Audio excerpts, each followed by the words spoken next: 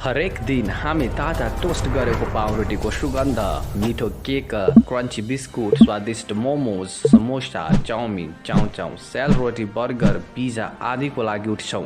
तर के तपाईँले कहिले सोच्नु भएको छ कि यो मिठो सेतो पिठोको यात्रा आखिर कसरी सुरु हुन्छ, जसले परिकारहरूलाई नयाँ जीवन दिई तपाईलाई आनन्दित बनाएको छ? हो, तपाईले सही अनुमान गर्नुभयो। हामी मैदाको बारेमा कुरा गर्दैछौँ र यो भिडियोमा तपाईले थाहा पाउनुहुनेछ कि मैदा आखिर कसरी बनिन्छ, मैदा आटा भन्दा कसरी फरक छ र अन्तिममा last but not the least मैदाले कसरी तपाईलाई भित्रै मारिराखेको छ। त्यसो भए न्युयोर्क सहरदेखि काठमाडौँ सहरसम्म प्राय समान रहने यो ब्याड बोयको आज हामी पर्दाफास गरौँ। अलराइट, अब हेरौँ कि मेसिनद्वारा यो मैदालाई कसरी बनाइन्छ त। वास्तवमा हेर्नुपर्ने हो भने मैदा गेहुँद्वारा नै बनाइन्छ, जसको आटा हामी रोटी बनाएर खान्छौँ। तर मैदा गेहुँबाट बनाए तापनि मैदा र गेहुँ बीचको सम्बन्ध आकाश र जमिन जस्तै फरक छ। यसो किन हुन्छ, अब हेरौँ। गेहुँको हरेक दानालाई एनालिसिस गर्दा गेहुँमा इन्डोस्पर्म, ब्रान र जर्म गरी जम्मा 3वटा मुख्य पार्टहरू हुन्छन् र ती 3 पार्टलाई मिलिङको दौरान विभाजित गरिन्छ।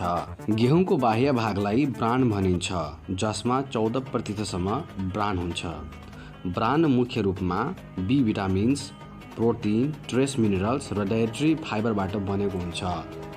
गेहुँको बिचको भागलाई इन्डोस्पर्म भनिन्छ, जसमा 85% इन्डोस्पर्म हुन्छ। इन्डोस्पर्ममा धेरै मात्रामा प्रोटिन, कार्बोहाइड्रेट्स, आइरन, राइबोफ्लाविन र नियासिन जस्ता बी भिटामिन्स हुन्छन्।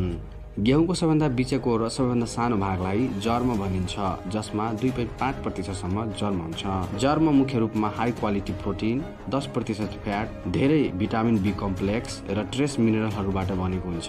मैदा केवल इन्डोस्पर्मबाट बनाइन्छ। इन्डोस्पर्मको कलर व्हाइट भएकाले मैदा पनि व्हाइट नै हुन्छ। एक्स्ट्रा व्हाइटको लागि अन्य केमिकल पनि थपिन्छ इन स्पेशल केस। मैदा बनाउने प्रक्रिया गेहुँको फसलको कटानीबाट सुरु हुन्छ। गेहुँको फसलको कटानी गर्नको लागि हार्वेस्टर मेसिनको प्रयोग गरिन्छ र यो हार्वेस्टर मेसिनले गेहुँका दानालाई अलग्गै पारेर ट्रक अथवा ट्र्याक्टरमा डाइरेक्ट थुपार्ने काम गर्छ र त्यो ट्रक अथवा ट्र्याक्टरले दानाहरूलाई फेरि फ्याक्ट्रीसम्म पुर्याउने काम गरिन्छ। फ्याक्ट्रीमा पुगिसकेपछि ती दानाहरूलाई डम्पिङ अथवा इन्टेक पोइन्टमा झार्ने काम गरिन्छ। यो इन्टेक पोइन्टबाट दाना डाइरेक्ट अन्डरग्राउन्ड स्टोरेज ट्याङ्कमा जान्छ। अब सो भण्डारण गरिएका दानाको स्याम्पल लिई ल्याब टेस्टिङमा पठाइन्छ र उक्त ल्याब टेस्टिङमा दानाको के कस्तो हेल्थ छ, moisture content, protein, B complex, vitamins, minerals, gluten, fibre आदि के कति मात्रामा छन् भन्ने कुराहरू वैज्ञानिक प्रविधि र वैज्ञानिक सिस्टमद्वारा पत्ता लगाइन्छ। अब ल्याब टेस्टिङ गरिसकेपछि ती भण्डारण गरिएका दानाहरूलाई एउटा विशिष्ट बकेट कन्भेयरको माध्यमबाट टावरमा पुर्याउने काम गरिन्छ। अब टावरबाट सो दानाहरूलाई मुनिको मेसिनमा पुर्याइन्छ, जसमा केवल ग्रेभिटीको प्रयोग गरिन्छ र यसो ग्रेभिटीको प्रयोग गरिएकाले यो सिस्टमलाई समग्रमा टप टु बटम एप्रोच भन्ने गरिन्छ। अब सो तल पुर्याउने क्रममा नै दानाहरूलाई क्लिनिङ प्रोसेस प्रक्रियाद्वारा पारित गरिन्छ। सबभन्दा पहिला प्री क्लिनिङ प्रोसेस प्रक्रिया सुरु हुन्छ। प्री क्लिनिङ प्रोसेसमा दानाहरूलाई प्वाल भएको रोटेटिङ सिप ड्रमबाट अघि बढाइन्छ। यो रोटेटिङ सिप ड्रमबाट रस्सी, प्लास्टिक, डोरी, कागज इत्यादि ठुला वस्तुहरूलाई म्यानुअली हातले हटाइन्छ र प्री क्लिनिङ प्रोसेस यही पुरा हुन्छ। यसपछि जसरी हामी खेतमा पानीको फ्री फ्लडिङ गराउँछौँ, ठिक त्यसरी नै दानालाई ग्रेभिटी क्लिनरमाथि खन्याइन्छ। ग्रेभिटी क्लिनरमा कयौं अलग अलग डायामिटर अर्थात् व्यास भएका सिबहरू जडान गरिएका हुन्छन्। सिबको प्वालको डायाभन्दा ठुला वस्तुहरू स्वतः छान्ने काम गरिन्छ, त्यो पनि ग्रेभिटीको मद्दतले। यसपछि गेहुँका दानाहरूलाई फ्लो ब्यालेन्सर मेसिनबाट लगिन्छ। फ्लो ब्यालेन्सर मेसिन गेहुँको मात्रालाई कन्ट्रोल गर्छ। फ्लो ब्यालेन्सर मेसिनको माथि स्टोरेज ट्याङ्की पनि जडान गरिएको हुन्छ। अब गेहुँहरूलाई म्याग्नेटिक डिस्टोनर मेसिनबाट लगिन्छ। यो म्याग्नेटिक डिस्टोनर मेसिनसँग धेरै स्ट्रङ इलेक्ट्रोम्याग्नेटिक पावर हुन्छ, जसले असाध्य सानादेखि अति ठुला चुम्बकीय वस्तुहरूलाई आकर्षण गरी दानालाई फलाम रहित बनाउँछ। अब ती दानाहरूलाई भाइब्रो डिस्टोनर मेसिनबाट लगिन्छ जसमा भाइब्रेटिङ सिभ जडान गरिएका हुन्छन्। यसले गेहुँका दानासँग चिप्किएका डन्ठल, बाली इत्यादि वस्तुहरूलाई सजिलै सेपरेट गर्ने गर्दछ। यसपछि दानाहरूलाई डिस्टोनरबाट लगिन्छ। यसमाथि पनि भाइब्रेटिङ जाली लगाइएका हुन्छन्। यो मेसिन 6.5 डिग्रीदेखि 8 डिग्रीसम्म आफ्नो होरिजोन्टल सतहबाट माथि झुकेका हुन्छन् र तलबाट तेज हावा चलाइन्छ, जसले दानालाई जालीको सतहबाट माथि राख्छ र दानाभन्दा भारी वस्तु जालीको सतहमा चिप्केर बस्छन्। जालीको विशिष्ट बनावटको कारण ती कंकड पत्थरहरू माथि कन्टेनरमा पुर्याइन्छ र गेहुँका दाना ग्रेभिटीको कारणले आफै तल झर्ने गर्दछन्। यसपछि दानालाई स्कोरर मसिनबाट लगिन्छ, जसमा एउटा रोटेटिङ रोल र एउटा रोटेटिङ ड्रम जडान गरिएका हुन्छन्। ती ड्रम र रोलको सतहमाथि कयौं दाँत बनाइएका हुन्छन्। जब ड्रम र रोलको सतहको बीचबाट दानालाई लगिन्छ तब घर्षण बल उत्पन्न हुन्छ। घर्षण बलले गर्दा दानासँग मिसिएका माटो र ढुङ्गा अलग गरिन्छ। यसपछि दानालाई एस्पिरेसन च्यानलबाट लगिन्छ, जसमा खसिरहेका दानाहरूलाई तेज हावाबाट पारित गरिन्छ, जसले डस्ट र भुसालाई दानाबाट अझ प्रिसाइजली हटाउने काम गर्दछ। यो प्रक्रियापछि हामीलाई झन्डै साफा गेहुँका दाना प्राप्त हुन्छन्। अब फाइनल वासको लागि दानालाई ग्रेन वासर मेसिनमा लगिन्छन्। यहाँ ग्रेनहरूलाई सफा पानीले बेसरी क्लिन गरिन्छन् ताकि दाना 100% क्लिन भइहालोस् र यो मेसिनले खराब पानी र 100% क्लिन दानालाई अलग अलग गरी खन्याउँछन्।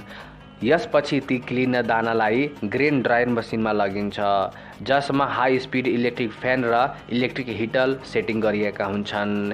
इलेक्ट्रिक हिटरका कारण इलेक्ट्रिक फ्यानले तातो हावा फ्याल्छ, जसको कारण कन्भेयरले लगिरहेका दानामा लगातार गर्म हावा लागिरहन्छन् र दाना इन्स्ट्यान्ट ड्राई हुन्छन्। And at the end we get pure dry दाना। अब यो साफा र सुखा दानाहरूलाई कन्भेयरको मद्दतले स्टोरेज साइलोमा पठाइन्छ, जहाँ दानालाई स्टोरेज गरिन्छ ताकि दाना कीड़ा आदिबाट सुरक्षित रहून्। अब यदि हामीलाई गेहुँको आटा बनाउनु छ भने दानालाई डाइरेक्ट फ्लोर मिलमा लगेर चक्कीको मद्दतले पिसिन्छन्, तर मैदा बनाउनको लागि त्यो फ्लोर मिलमा नपठाई दाना स्टोरेज साइलोबाट सिधा मोइस्चर मेजरिङ मेसिनमा पठाइन्छ। यसमा फिट गरिएका माइक्रोवेभ र अप्टिकल सेन्सरले दानामा नमीको मात्रा अर्थात् मोइस्चर कन्टेन्टको मात्रा पत्ता लगाउँछन्। यसपछि दानालाई टर्बोलाइजर ड्याम्पनर मेसिनमा लगिन्छ, जहाँ आवश्यकता अनुसार यसमा पानी मिसाइन्छ र रोटेटिङ रोलरले पानी र दानाको राम्रो मिक्सचर तयार गरिदिन्छ, जसले गर्दा पानीको नमीलाई 7 देखि 10% सम्म बढाइन्छ। यसपछि दानालाई 10 घण्टादेखि 12 घण्टासम्म होल्डिङ ट्याङ्कमा राखिन्छन्, जसका कारण दानाको बाह्य भाग यानि ब्राना हार्ड भइहाल्छन्, जबकि भित्रको इन्डोस्पर्म फुलेकै रहिरहन्छन्। यो ब्रान र इन्डोस्पर्म बीचको टेक्सचर डिफरेन्स धेरै महत्त्वपूर्ण हो मैदा बनाउनको लागि।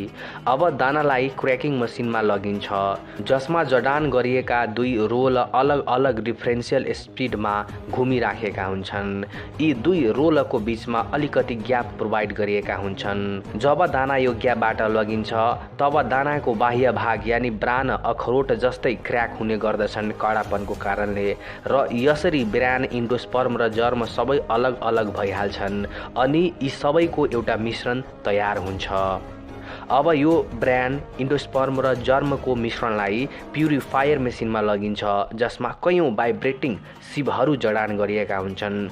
यो सिभको पालको व्यास ठुलोदेखि सानो गरी मिलाइएका हुन्छन्। जब यो ब्रान, इन्डोस्पर्म र जर्मको मिश्रणलाई फिडर मसिनको थ्रुबाट लगिन्छ तब भाइब्रेसनको कारण यो मिश्रण सिभको पुरै सतहमा फैलिन्छन् अनि तलबाट लगातार गर्म हावा फ्यालिन्छ, जसले गर्दा ब्रान र जर्म इन्डोस्पर्मबाट अलग भएर हावामा उड्छन्, तर इन्डोस्पर्म भने सिभको प्वाल भएर तल झर्ने गर्छन्। यसरी लगातार झरिरहेका इन्डोस्पर्मलाई कन्टेनरमा जम्मा गरिन्छन्, तर ब्रान र जर्म भने साइडमा फिट गरिएका कन्टेनरमा लोकिन्छन्। अब यसरी प्राप्त भएका इन्डोस्पर्मलाई हामी सुजी भनेर चिन्छौं। सुजीलाई इङ्ग्लिसमा स्यामोलिना भनिन्छ। अब मैदा बनाउनको लागि सुजीलाई रोलर मसिनमा पठाइन्छ।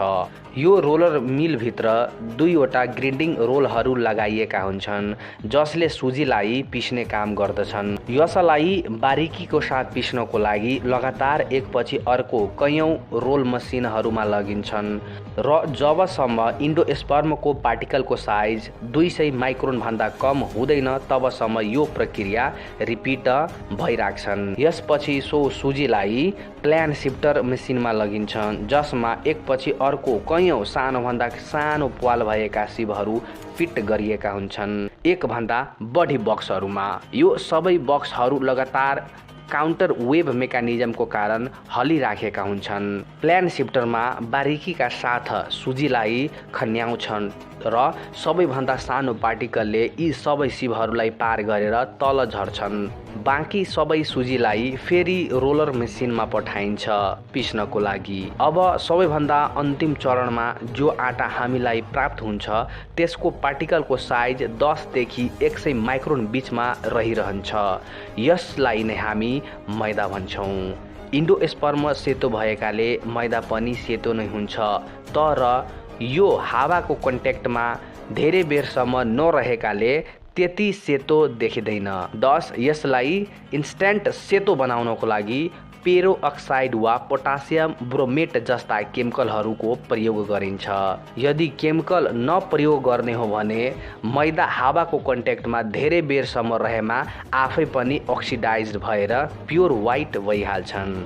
तर आखिर मैदा गेहुँबाट बनाइए तापनि मैदाको स्वाद गेहुँको आटा र सुजीबाट कसरी फरक छ त? मैदाको स्वाद गेहुँको आटा सुजीबाट फरक हुनुको कारण मैदामा ब्रान र जर्म नहुनु हो र अर्को कारण के पनि हो भन्दाखेरि मैदाको पार्टिकल साइज धेरै नै कम हुन्छ, त्यसैले स्वाद र टेक्सचरमा फरक आउँछ। मैदाको पार्टिकल साइज 10 देखि 100 माइक्रोनको बीचमा हुन्छ भने गेहुँको आटाको साइज 300 देखि 400 माइक्रोनसम्म हुन्छ भन्ने सुजीको पार्टिकल साइज 400 देखि 800 माइक्रोनसम्म हुन्छ। त्यसैले मैदामा बढी कार्बोहाइड्रेट र सुगर भएकाले मैदालाई हेल्दी व्यक्ति, राम्रो व्यक्ति वा बिरामी व्यक्तिले खानु हुँदैन, किनभने यसले शरीरमा ग्लुकोजको मात्रा बढाउँछ र सुगर डायबिटिज जस्ता समस्या निम्त्याउँछ।